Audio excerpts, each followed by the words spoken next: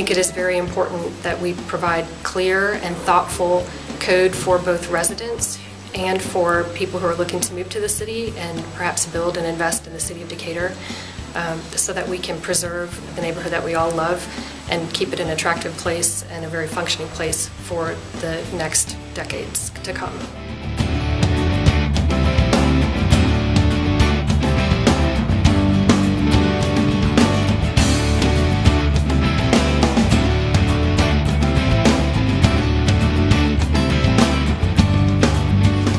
Sure that the new code is transparent, it's predictable, it's understandable for everybody, so that everybody knows going in what you're going to get and what the outcome is going to be.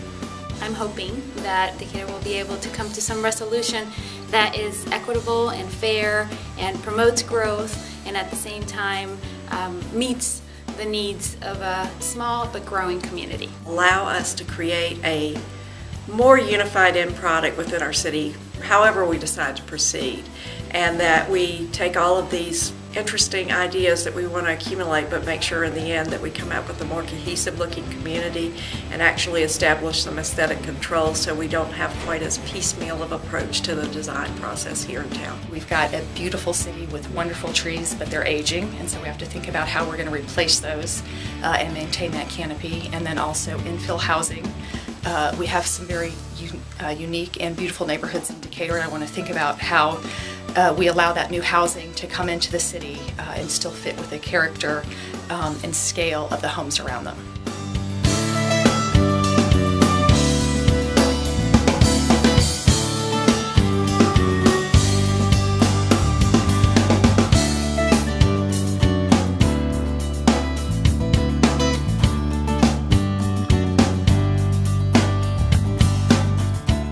I would say the code needs to focus on how to be more mindful of energy, how to get more things done with fewer units of energy.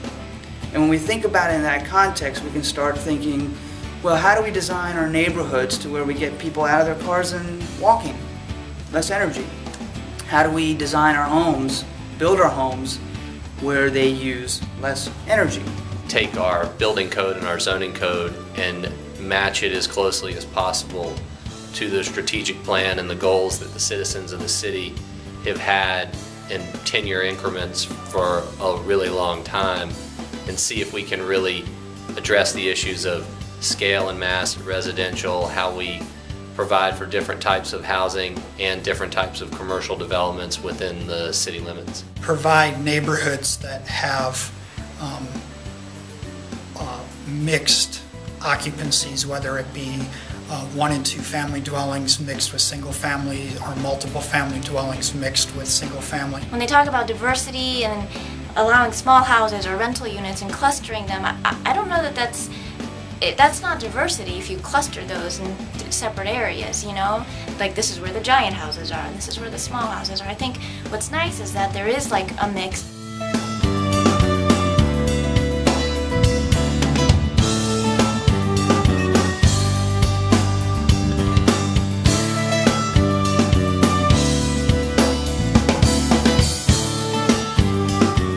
I am concerned with some of the lack of affordability in housing. I'm primarily interested in how to keep Decatur affordable, both for young couples and for seniors who are looking to age in place, and an affordable option to retire and be close to their families. There's a clear sense that we're not trying to create a destination for retirement.